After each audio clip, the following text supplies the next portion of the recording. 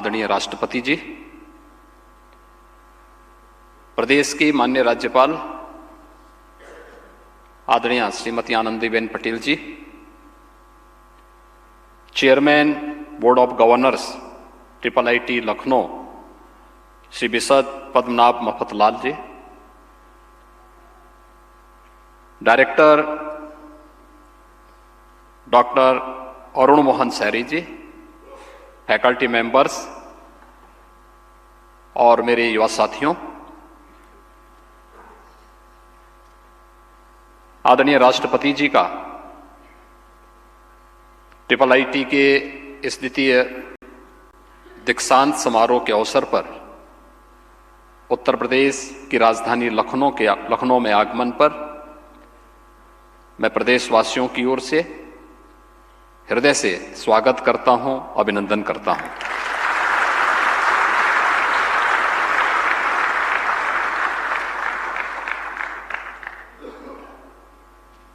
राष्ट्रपति की अपनी व्यस्त दिनचर्या के बावजूद देश के युवाओं को प्रेरित करने के लिए, एक नई दिशा देने के लिए देश के सभी विश्वविद्यालयों में उनका आगमन हम सब के लिए और पूरे देशवासियों के लिए एक नया प्रेरणा का स्रोत है। इस अवसर पर उनका 2 दिवसीय प्रदेश प्रवास का कार्यक्रम कल विद्या की राजधानी वाराणसी में और आज प्रदेश की राजधानी लखनऊ में हमारे प्रदेश के इन 2 प्रतिष्ठित संस्थानों से जुड़े हुए और प्रदेश की उच्च शिक्षा से जुड़े हुए उन लाखों छात्रों के लिए एक नई प्रेरणा होगी। मैं इस अवसर पर आपका हृदय से स्वागत और अभिनंदन करता हूं। इस अवसर पर प्रदेश की माननीय राज्यपाल जी की उपस्थिति हम सब के लिए एक अनुकरणीय उदाहरण है, जो उन्होंने प्रदेश के अंदर राज्य सरकार से संचालित सभी विश्वविद्यालयों में सत्र नियमित करने से लेकर के उनके कार्य पद्धति में व्यापक सुधार करने और उनके दीक्षांत समारोह में स्वयं भौतिक रूप से उपस्थित होकर के उन्हें एक नई प्रेरणा दी है। और उत्तर प्रदेश में उच्च शिक्षा के क्षेत्र में हुआ यह परिवर्तन उनके नेतृत्व में चलिए इस अभियान का हिस्सा है। मैं उनका भी इस अवसर पर हृदय से अभिनंदन करता हूं, स्वागत करता हूं। IIIT के द्वितीय दीक्षांत समारोह में आज जिन युवा साथियों को उनकी डिग्री अवार्ड हुई है, उन्हें और उनके सभी अभिभावकों को मैं हृदय से बधाई देता हूं। हम सब जानते हैं कि हमारा देश आज दुनिया के अंदर एक बड़ी अर्थव्यवस्था के रूप में उभरता हुआ दिखाई दिया है। हम सब एक नए भारत का दर्शन प्रधानमंत्री मोदी जी के नेतृत्व में कर रहे हैं। पिछले 9-10 वर्षों के अंदर आपने देश की बदलती हुई इस तस्वीर को देखा होगा, जिसमें जीवन के प्रत्येक क्षेत्र में भारत ने अपने युवा ऊर्जा के लिए अनेक संभावनाओं के द्वार खोले हैं। और आप उत्तर प्रदेश में हैं, तो नए भारत के इस नए उत्तर प्रदेश में उत्तर प्रदेश की इन संभावनाओं के साथ आपको कार्य करने के एक अवसर के रूप में मैं सादर आमंत्रित भी करता हूं। हम सब जानते हैं प्रधानमंत्री जी ने 2027 तक देश की अर्थव्यवस्था को $5 ट्रिलियन के समकक्ष रखने का जो एक संकल्प देशवासियों को दिया है, उत्तर प्रदेश भी उसके साथ $1 ट्रिलियन की इकोनॉमी बनने की दिशा में अग्रसर हुआ है।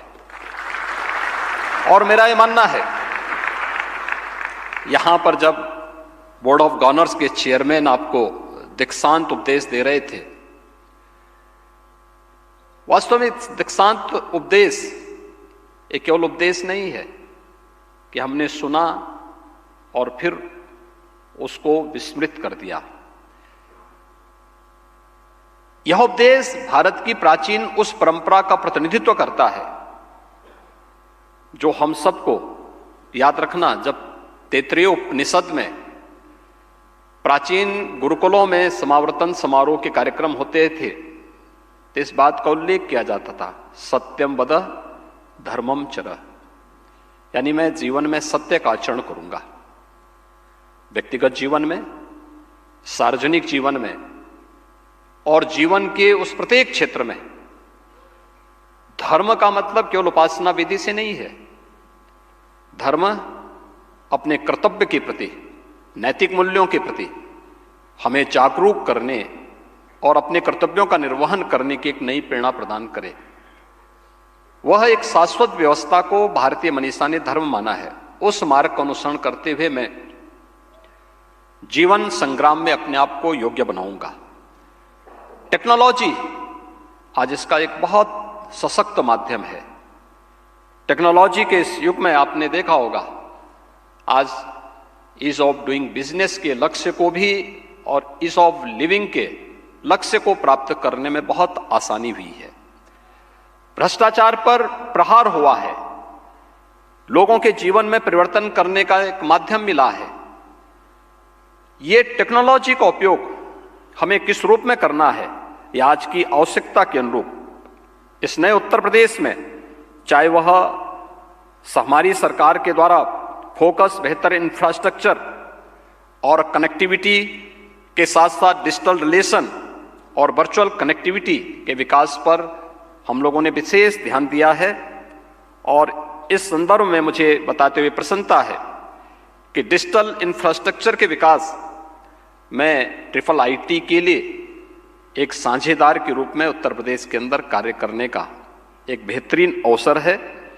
खासतौर पर उत्तर प्रदेश ने जो अपने लक्ष्य निर्धारित किए हैं, आपने उत्तर प्रदेश के अंदर फरवरी 2023 में आयोजित ग्लोबल इन्वेस्टर समिट में जो प्रस्ताव उत्तर प्रदेश को प्राप्त हुए हैं, मुझे बताते हुए प्रसन्नता है कि अब तक 40 लाख करोड़ रुपए के प्रस्ताव उत्तर प्रदेश में इन्वेस्टमेंट के उत्तर प्रदेश सरकार को प्राप्त हुए हैं। इसमें खासतौर पर उत्तर प्रदेश को डाटा सेंटर का हब बनाने, उत्तर प्रदेश में सेमीकंडक्टर, स्टार्टअप और इलेक्ट्रॉनिक्स मैन्युफैक्चरिंग के विकास से संबंधित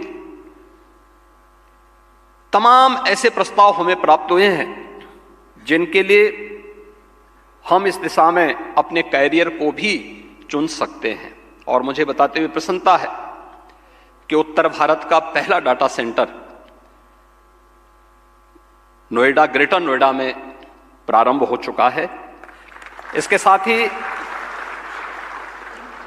इस महत्वपूर्ण पहल के साथ हमें इस नए डायमेंशन के नेतृत्व करने के लिए, इससे संबंधित क्षेत्र के लिए जो ट्रेंड और इंप्रूव्ड मैन पावर, जो मानव संसाधन है, इसकी आवश्यकता हम महसूस करते हैं।